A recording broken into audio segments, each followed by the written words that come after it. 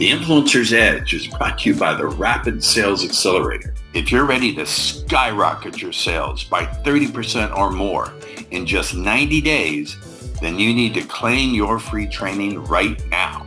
You'll learn 4 words that will compel your prospects to trust you like they were children within the first 3 to 5 minutes of any conversation across any platform and any medium. You'll learn how to give your prospects objection amnesia, to crush objections like, I need to talk to my spouse, or I need more time to think it over, or it's too expensive. And finally, you'll get a free recorded audio training that will install unbelievable attitudes for success and wipe out any limiting beliefs. So if you'd like to claim your free training now, go to www.paulrossbook.com. Do it before your competition does it now. Welcome to the Influencer's Edge. This is the place where you come to get the latest breakthroughs, cutting-edge insights, tools, and techniques to leapfrog over the pack in sales, persuasion, and influence. Be sure you visit our website at www.theinfluencersedge.com. And while you're there, subscribe to us via your favorite network. Now sit back, tune in, and enjoy today's episode. Welcome back to the Influencer's Edge. Today, my guest, Arvin Khamseh, is someone who I highly admire. And I highly admire him because he is so fucking successful. By the way, Arvin, this is not a family show, so you can cuss if you want to. It's not gratuitous, but if you feel you need to express yourself in colorful language, that's perfectly fine. Arvin and I go quite some time back. He also knows me in my alter ego as the obnoxious seduction guru, Ross Jeffries. And so we go back a long time, what, at least 10 years? I think so, yeah. Yeah. So Arvin, I believe you're up there in Canada, correct? Right now, I'm actually in Dubai. Dubai. Holy Yeah. schmoly. So I managed to track this down for your biography, but it's just a small portion of your achievements. So Arvin is one of the few established thought leaders within the NFT space.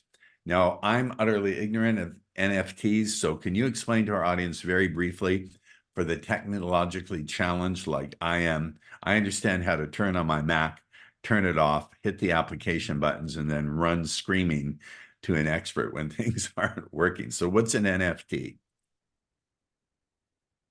Yeah, absolutely. So NFT stands for non-fungible token. So it's a digital currency. It has a lot of use cases. I think probably for people, it's probably more interesting to know what they can do with it, as opposed to what it is. It's just like, we don't really know what internet is, how it's made, any of that, but we just use it on a daily basis. But basically, the reason it's called non-fungible is that if you think about, let's say, Eiffel Tower, as a point of reference that many people would know, cannot be duplicated, right? So there's only one Eiffel Tower. Even if I make one in Dubai, if I build one, it still cannot be duplicated. So it's non-fungible. So that's the same concept, is that any NFT that you will have, it's non-fungible. You cannot duplicate it. So what's good in that case is that it could be issued for a source of ownership. So you could authenticate ownership into a real world asset. Could be a piece of art, could be real estate, many things. But that's basically the short version of that technology, the NFT. Now, what people used to know of it in 2021, that, let's say, string of characters would point into some image, some digital art, and people used to think it's just that. It's just a digital art. It was exciting back in 2021. It's not anymore exciting for that digital image side of it, but now it's the use cases of it is exciting because, for example, just one example for people to understand. Let's say there's a real estate in Dubai. Instead of saying, let's say it's $3 million, instead of one person just buying it, now you can fractionalize the Right. real estate. Let's say 500 people buy it, and then each person could get a actual issuance of a NFT, which shows the ownership which I guess proves the ownership to that piece of the real estate. They can sell that piece, they can rent that piece, so on and so forth. So these are use cases of the So it's good NFTs. for fractional ownership, for syndicating a piece of Fractional real is like estate. one of the big use cases. Yeah. Yes. So if you want to syndicate uh, apartment building, et cetera, you can syndicate and have multiple investors, but ensure that they have the investment because they have the NFT. Would that hold up in court if there was a lawsuit? Would they be able to show? So apparently Delaware and some other ones it does already. Some other ones not. So what they do, for example, in Dubai, not only they give you the NFT, which is on the blockchain, they also give you the actual title deed. So The it's like a title title deed? deed Yeah, of the get it. government Yes, that's matching the NFT. so there's a massive amount of fraud here in the United States because people steal the title to documents.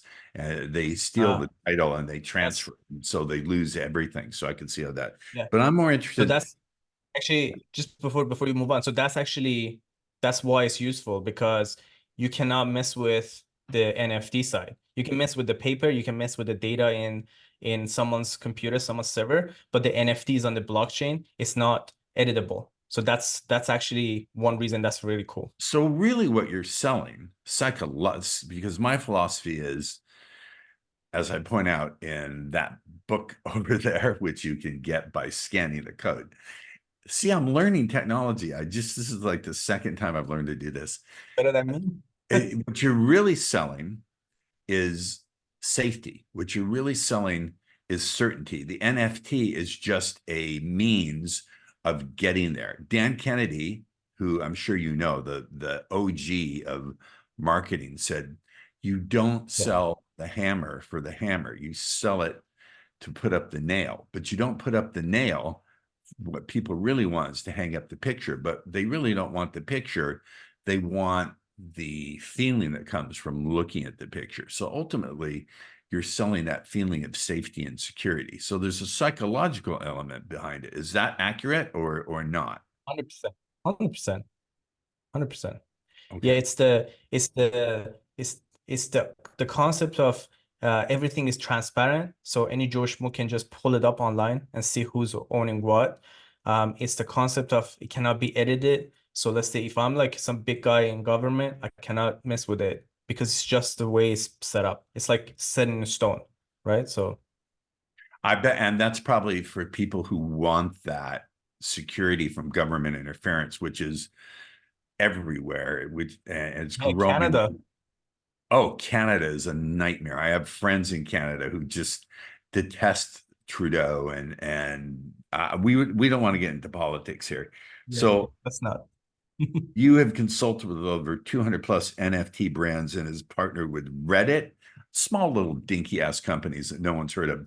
Twitter, no one's heard of Twitter, and Quora. Wow.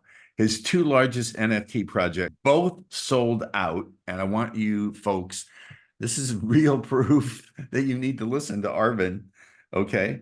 The project made 7 million in 20 hours. Pause right there. When you saw 7 million coming in 20 hours, psychologically, first of all, were you expecting that? And second, what was your response psychologically and emotionally when you saw those numbers? Yeah. So obviously it's, I mean, just I mean it blows my mind still to this day just thinking back.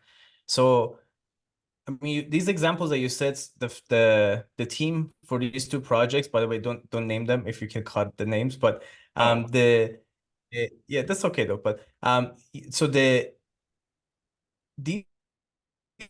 two teams, they were at least like, they made money online, and they've been on the internet and so on and so forth.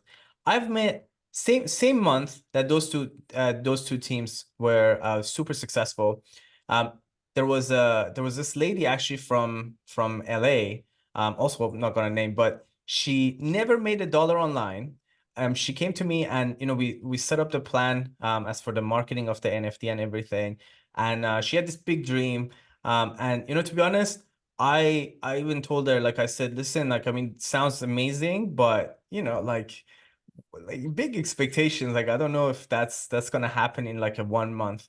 Good. And then anyways, like we go on to do what we're supposed to do, and a month later, $10 million. So the for for me to just see in 1 month, someone could go from zero to 10, so that person never made $1 online, and then go from zero to $10 million. This is not one example. There's many people like this.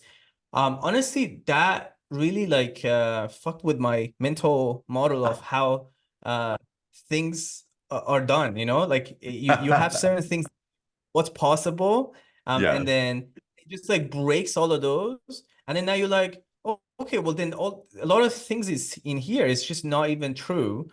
So then, okay, so what else is not like, true that I thought is Yes. just impossible?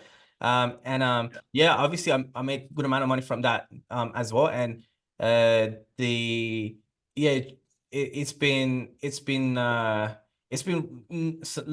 let's say similar to nothing that I've seen in my life in that sense. I It's love people came out of nowhere and then just a ton of money. Yeah, go ahead. I love these moments. As a teacher, I'm just relating to you. As a teacher, and you've experienced my teaching, Yeah. when people have success in an area of life that they'd never experienced that success and even believed they couldn't do it, and suddenly something comes along and they not only have a minor improvement, they have a massive breakthrough. It does fuck with your mind. It really does. And then you begin to wonder, wait a minute, what if everything else I questioned is bullshit? What else can I do? It really creates not just Yeah. financial success, but a generative change, a real challenge to belief. And I found that some people can't handle it. They just freak out and say something's wrong. Yeah, you have that's hitting home for you. What's hitting home? Yeah, no, 100%. And honestly, I even just over the past week, I had another, let's say, another event that was similar of nature, and it is hard. Like, it's uncomfortable. I almost want to reject it, right? I almost want to be like, maybe it didn't happen, or maybe like it is actually uncomfortable, because then now I'm like, okay, if that's true, then a lot of other shit that I told myself is not true. Then, what have I been doing for the past 30 years?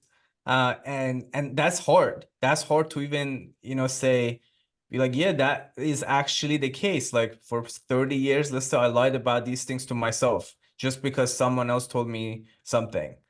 And that's hard.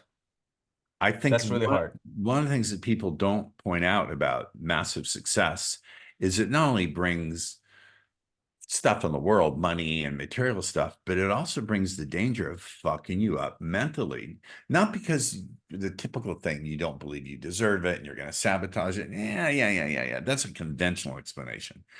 I think Right. the more subtle but more powerful explanation is you're confused. It can generate massive confusion about, wait a minute, what else did I think was impossible that really isn't? It can generate an exploration, a deep dive into your own beliefs that can be very confusing if you don't Yeah. have someone to lead you. In fact, that just brought out a niche for me, which is highly successful people who hit it big and then don't know how to handle that confusion of what it means for the rest of their Real. life. The real thing. And I would say, it's not only difficult to explain, it's also then, I mean, I felt it. I felt fear. I felt like visceral fear on, okay, what will that do like to my life? Because like I've Unpack just, that for me. Give me some more yeah, details about that because yeah, people okay, need to hear cool. this. Yeah, cool. So, I mean, without sharing too much details about it, but still like making it clear for people. So, basically, basically I've I realized, so I told something to myself about 30 years ago when I was a kid. This had to do with coding, actually technology. I mean, I can say that it was more so about me not being able to do certain things that I wanted to do. I mean, I was a kid, but I really wanted to do coding, and well, okay, I didn't know the language that coding was being taught on, so I didn't know English, and I was trying to learn coding. And the only language you go on Google, it was in English.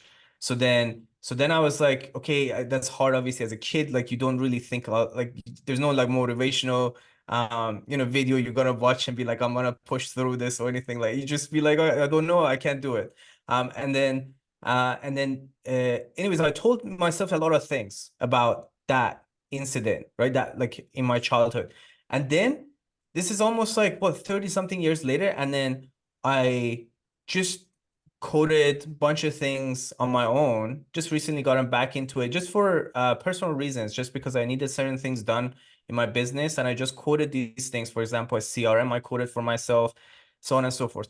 And then it like a it's been a it's been a complete opposite uh evidence to what I've been telling myself for so many years.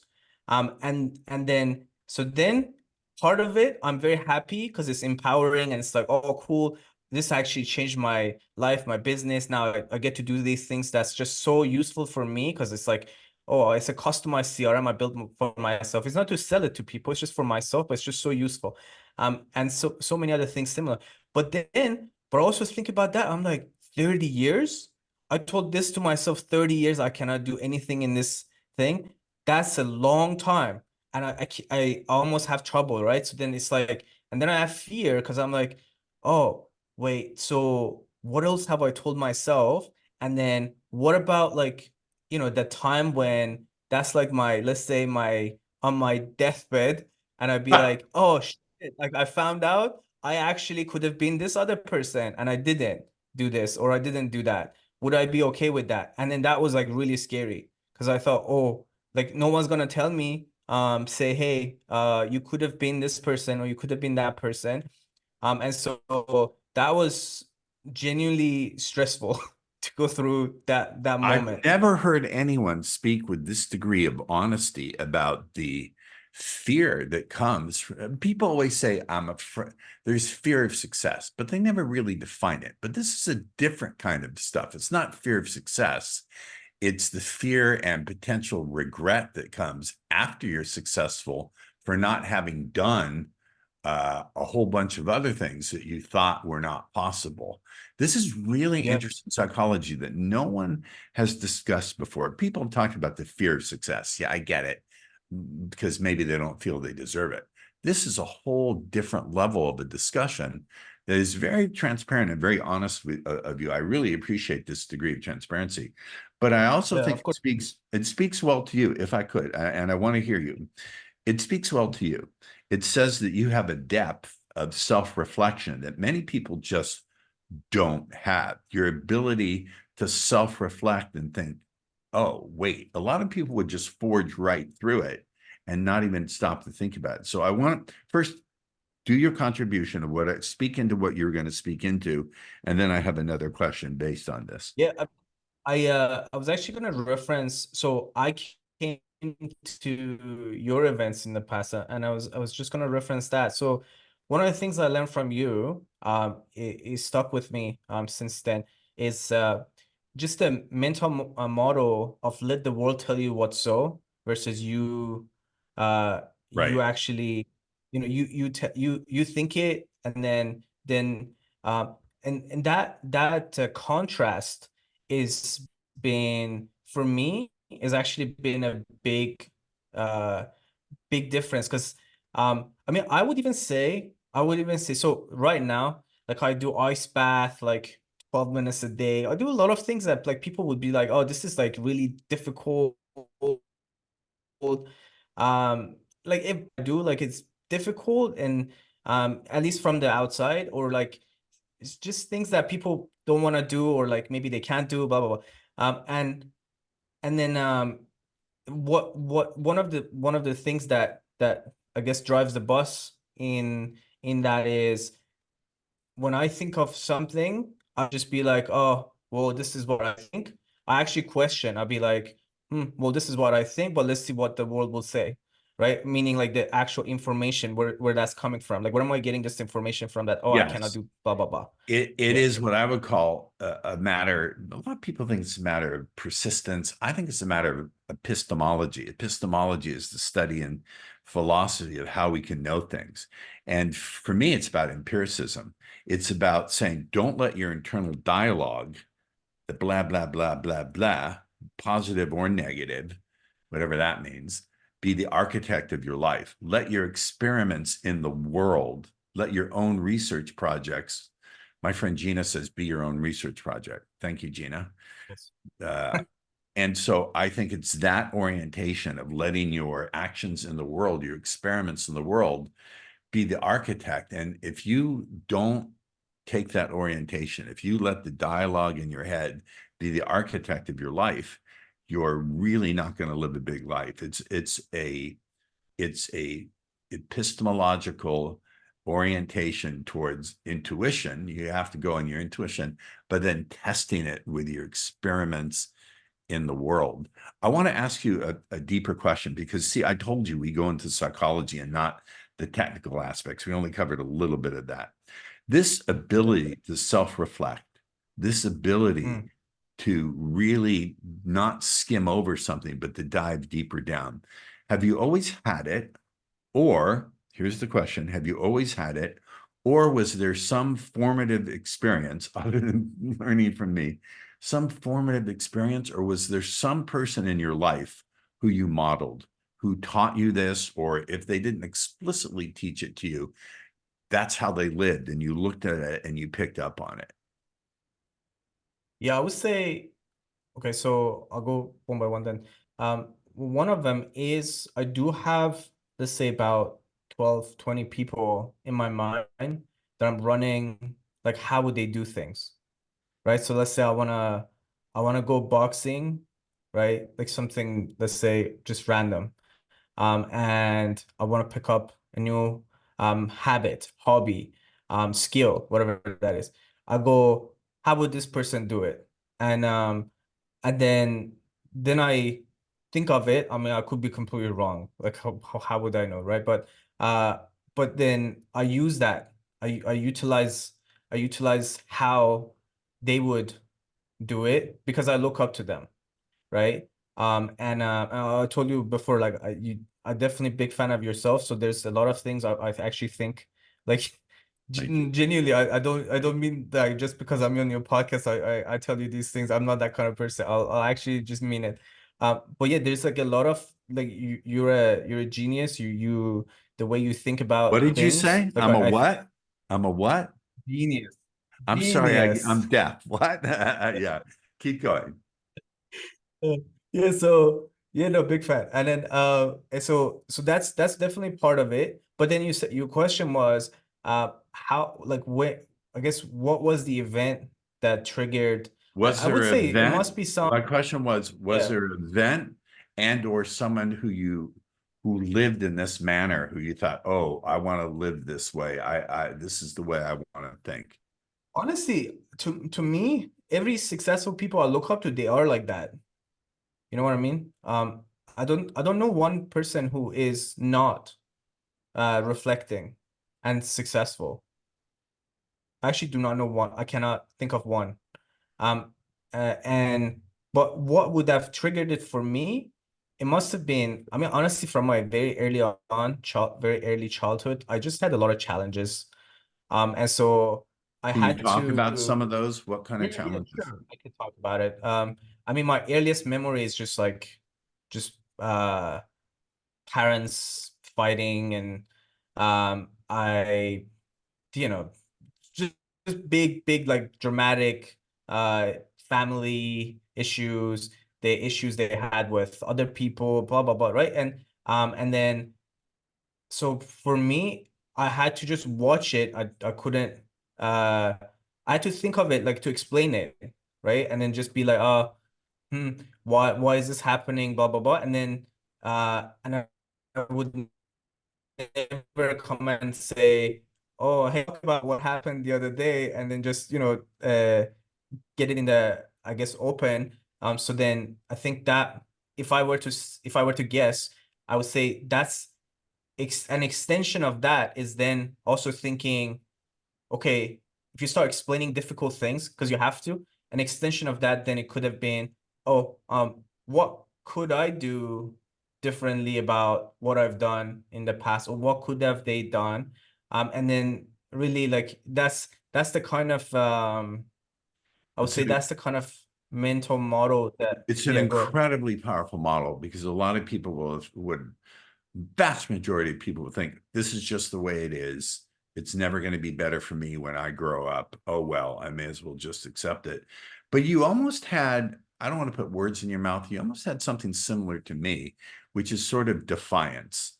I find that defiance is really powerful for me, is to say, I'm not going to be that way. I will find a better way. Defiance is something that people don't talk about, like defiance. Who would think? And being skeptical of your own doubts. I found that being skeptical of my doubts, of all of my, I can't do this, I don't want to do this, being Mm. skeptical and saying, yeah, what if I could not only do it, but I could find some way, in some way, to make it just a little bit more fun or more at ease as I do it. This is great. See, I told you we're not going to get into the technical Yeah. stuff. I mean, yeah, I guess one example of that was so I was actually, I used to be like a really thin, really thin guy, like just Me super too. thin guy. Me too. And I could not gain well, not just muscles, I couldn't even gain weight. Me too. Um well, yeah, and then and I had it. This is like and I would never speak it to anyone. This is how weird life is. This is, for me, this is scary that this is how life sometimes is run for humans, until even maybe God knows when. But I had it in my mind that I could not I could not I could not do anything like to do with bodybuilding or lifting, because all the bodybuilders I saw online, they were a lot taller than me. This is so ridiculous. You have Oh, no idea how ridiculous. I mean, I as I do. say it, it's so stupid, right? But then, so then this is what happened. There was a time I was at the gym, just doing the, like, the baby weights, because I could not lift any weights. I Right. just thought it's not for me, blah blah, all that. And then I saw evidence that I was so wrong. So I saw someone who was my height, and it was a former Mr. Canada. And then I just walked, I could not stop myself, like impulsive, just walked up to him and I said, how did you do this? Because I could see it, like I could see from his body and everything. I'm like, can you show me? Can you show me this is like, how did you do this? And then And if I can of point course, out, like, literally, pause a minute. That was yeah, the start of your looking at people who can do things and thinking, if I was this person, how would I do it? That was the moment when you started on that chain of thinking in that possible. way. Yes, yes. And then literally in a month later, I was like different look, different, like many things changed. And then what he would say is like, now you became visible yourself, like inside the society. And I'm like, yeah, actually weird. Like I feel it's like now it's I'm more of like more of an agent versus just life, just a feather in the wind. Um Yes. and and and then that became a reference point to then additional things, right? I mean, I had something before that as well, I would say, but that was like a really complete opposite into what I thought. And just, I mean, maybe I'm just lucky, maybe it's God. It just came up, just appeared in front of my face out of nowhere. And I mean, that time it was a very difficult time, actually, for me as well. Like it was a difficult time of my life as well. But Yes. it appeared in my life, and then boom, just my life changed. Like it's probably one of the pivotal moment in my life. I still hang out with the guy as well. He's a really cool dude. But yeah, it's Do you it's think, Do you think without this orientation in your thinking, do you think you could be as financially and business successful as you are today?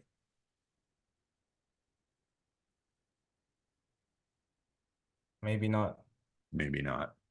Yeah. Yeah. See, this is the If, kind of thing I love to do because people can always look you up and look at the NFTs and look at the rest of it.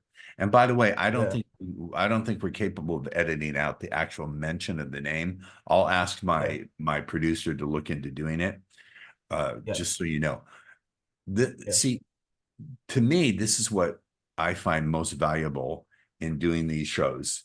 Sometimes it's the technical aspect, but sometimes it's just the psychology of, and I think what I never heard you say,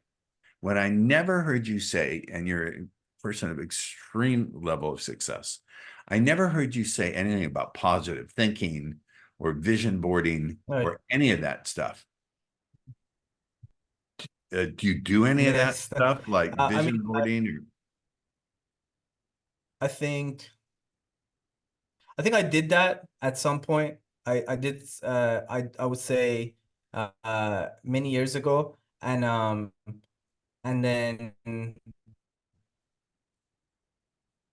do I have a vision in life? I think I have a vision in life. I see things, and I go after certain things that I have in my mind. I could It's in your visualize mind. the future.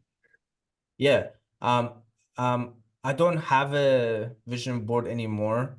Um, I I could I never don't make. think positive thinking.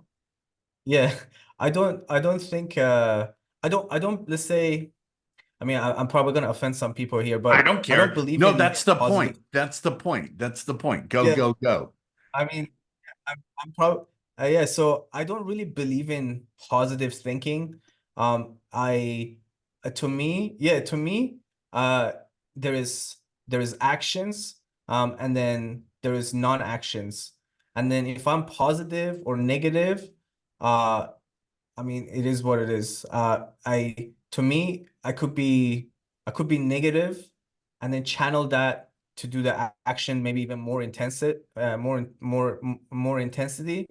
And then I could be positive, and maybe I'm like chill about it. You know what I mean? So it's not relevant. Uh, and so I yeah, I don't even bother. To be honest, I think it's even the more I go, the more progress, or maybe even the more days go on in my life, I about my state, my feelings. I mean, I don't mean like I don't have feelings, because I have Of course feelings, you do. but I care less about what it let's say it has less relevance into me doing what I intend to do. And so I don't think so if I'm not like positive about something, that doesn't mean I'm not going to do it. So that's how, yeah. But I think it's But you can do that wildly different. without self-punishment. Like you got to do this. If you don't do this, you're a piece of shit. Or do you have to self-punish a little bit?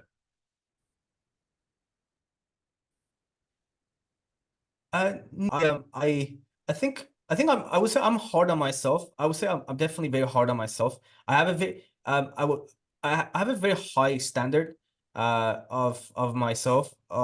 So which sometimes like worries me. Sometimes I'm really afraid of that like the more I let it, the more I feed it, the let's say it almost feels like the harder my life becomes, but also the better, really, like the better my life becomes as well, like the quality, everything expands. Do you feel But like you're on the therapy couch? Do you feel like this is sort of a therapy session? but I think about these things though. I think about these things all the time. I just don't talk about it. You know what I mean? Well, but a lot of successful people just don't think about it at all. You would be something you Yeah. would be someone actually who would be fun to model in a success. I've thought that one of my big dreams is to take people who are highly successful and bring them together in like a super, the Justice League of America or the Avengers, and have all these people who are super and not necessarily teach the technology of what they do, but go into the real mindset of what it really takes. And what I love about this, the whole point of the Influencer's Edge, what I try to do is a couple of things, is get into the psychology and the mind of the person rather than go into the technical details. And also to bring people onto the show who have a totally contrarian and different way of doing things that defies the conventional teachings. Visualize your goal every day, always think positive.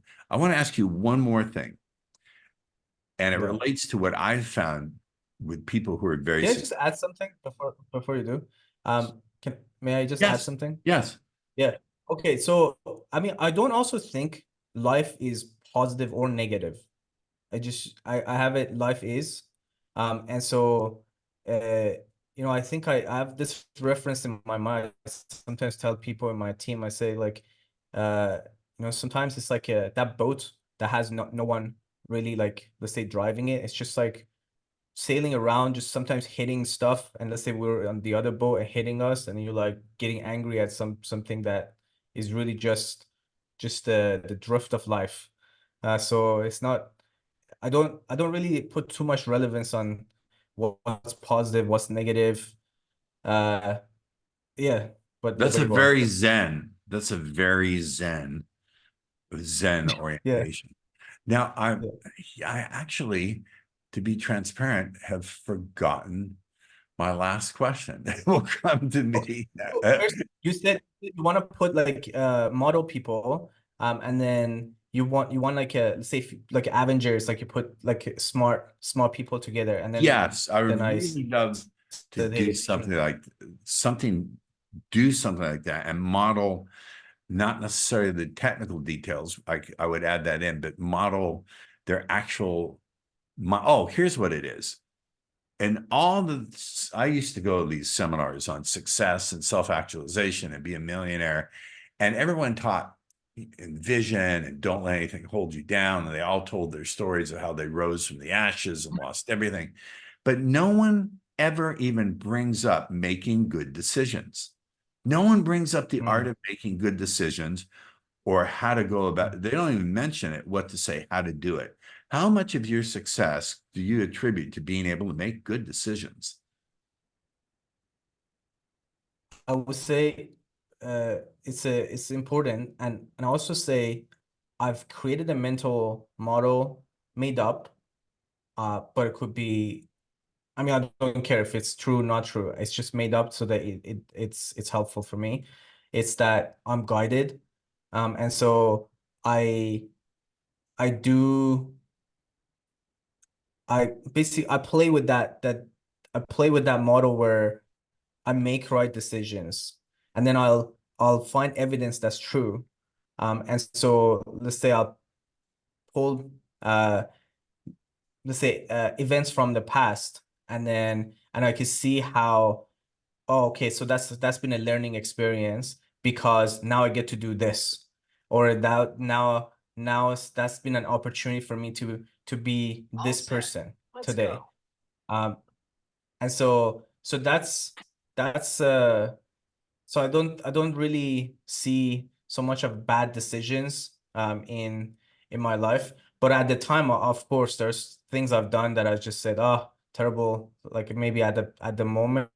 But yeah, I don't really, let's say I don't really dwell on like bad decisions I've made in my life. I'm sure there's some. And then and I can't even think of right now, if you ask me, like a blank probably. And then but versus like if you say how do I make good decisions, I say I have certain criterias for what I see as good, or I guess maybe it's actually the opposite. I have some criterias where I know what's most likely a bad decision.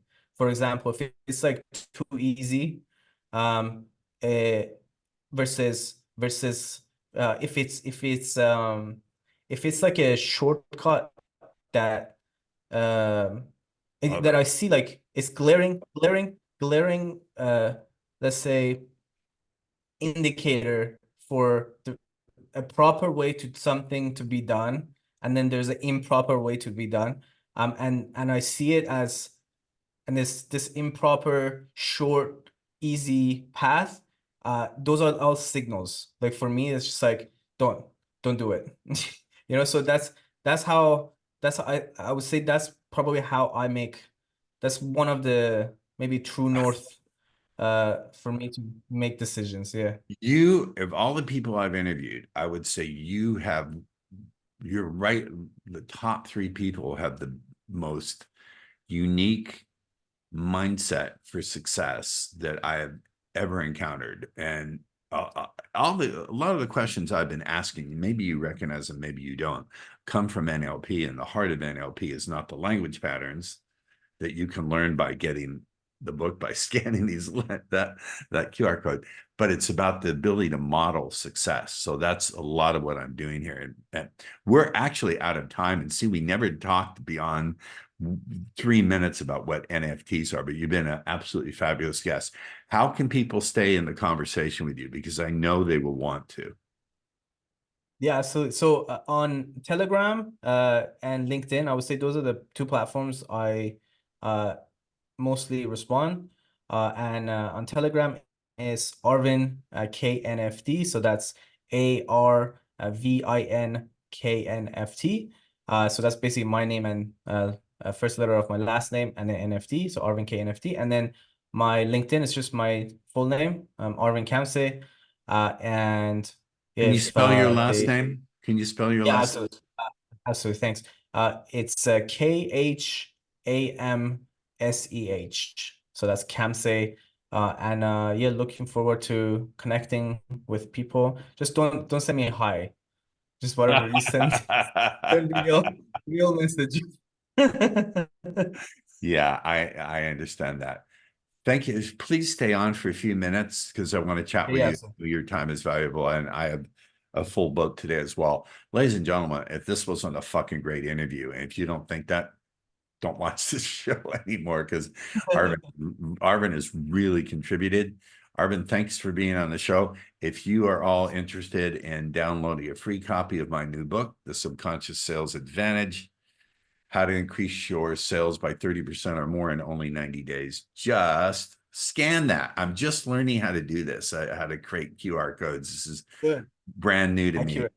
And thanks, Arvin. We'll talk off there. We'll see you next time on The Influencer's Edge. Bye now. The Influencer's Edge is brought to you by the Rapid Sales Accelerator. If you're ready to skyrocket your sales by 30% or more in just 90 days, then you need to claim your free training right now. You'll learn 4 words that will compel your prospects to trust you like they were children within the first 3 to 5 minutes of any conversation across any platform and any medium. You'll learn how to give your prospects objection amnesia, to crush objections like, I need to talk to my spouse, or I need more time to think it over, or it's too expensive. And finally, you'll get a free recorded audio training that will install unbelievable attitudes for success and wipe out any limiting beliefs. So if you'd like to claim your free training now, go to www.paulrossbook.com. Do it before your competition does it now. Thank you for tuning in to the Influencer's Edge, where you get the latest breakthroughs, cutting-edge insights, tools, and techniques so you can leapfrog over the pack in sales, influence, and persuasion. Remember to visit our website at www.theinfluencersedge.com to enjoy even more great episodes like this one. We look forward to seeing you again on the Influencer's Edge Show.